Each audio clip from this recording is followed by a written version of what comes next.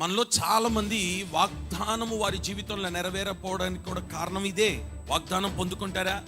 నీ పనుల భారం అంతటిని నా మీద మోపుము, నీ కార్యములను సఫలము చేస్తాను. ఇది దేవుడు మనకిచ్చిన వాగ్దానం. ఇప్పుడు దేవుడు మనకిచ్చిన వాగ్దానం నెరవేరాలంటే నీ పనుల భారం ఎవరి మీద మోపాలి?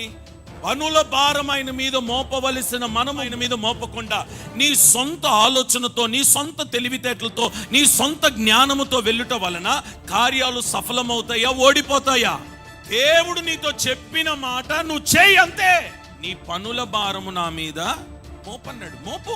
నీ పనుల భారం ఆయన మీద మోపకుండా ఇప్పుడు ఏం మోపుతున్నావు తెలుసా? ఆయన మీద నిందలు మోపుతున్నావు. ఏమని? నేను దేవుణ్ణి నమ్ముకున్నాను, మందిరానికి వెళ్తున్నాను, కానుక ఇస్తున్నాను, ఇంతకాలమైంది, ఇప్పటి వరకు నా జీవితంలో కార్యము. నేను అంటాను, కార్యం ఎందుకు జరగట్లేదనంటే నీ పనుల భారం ఆయన మీద మోపకుండా నిందలు మోపుతున్నావు.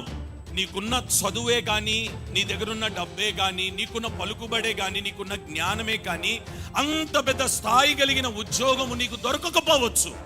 ఎందుకంటే నీ చదువును బట్టి అది నీ ఆలోచన ప్రకారంగా. ఇప్పుడు ఒక్క మాట అడుగుతాను, చెప్పండి. నీ ఆలోచన ప్రకారంగా ఉద్యోగం దొరకకపోవచ్చు, కానీ యేసయ్యకి అసాధ్యమైనది ఏమైనా ఉందా? అన్నలందరూ యుద్ధ భూమిలో యోధులు, యుద్ధ వీరులు, అప్పటికే ఆయుధాలు వాడడం వచ్చు వాళ్ళకి. ఏమి రాని చిన్నవాణ్ణి ఒంటరిగా అరణ్యములో తిరుగుతున్న ఈ చిన్నవాణ్ణి, పనికి రాని వ్యక్తిని, అందరి చేత విడవబడే వ్యక్తిని తీసుకొని వెళ్ళి సింహాసనం మీద కూర్చోబెట్టలేదా? అతనికి యుద్ధం వచ్చా?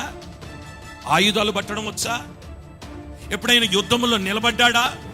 ఎప్పుడైనా ఆయుధాలు పట్టుకున్నాడా? అలాంటి వ్యక్తిని తీసుకొని, గొర్రెల కాపరిని తీసుకొని వెళ్ళి సింహాసనం మీద కూర్చోబెట్టినప్పుడు ఆయనకు అసాధ్యమైనది ఏమైనా ఉందా?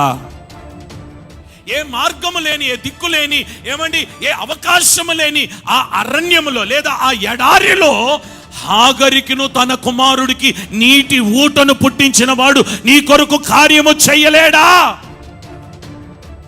నువ్వు నమ్మాలి. శత్రువుని చూసి బలవంతుడని అనొద్దు. నువ్వు శత్రువుని చూసి బలవంతుడని అనొద్దు. వాడు బలవంతుడు కానే కాడు. నీ ఎదుట, నీ శక్తి ఎదుట వాడు బలవంతుడు కాడు. నీ శక్తి ఎదుట వాడు బలహీనుడు.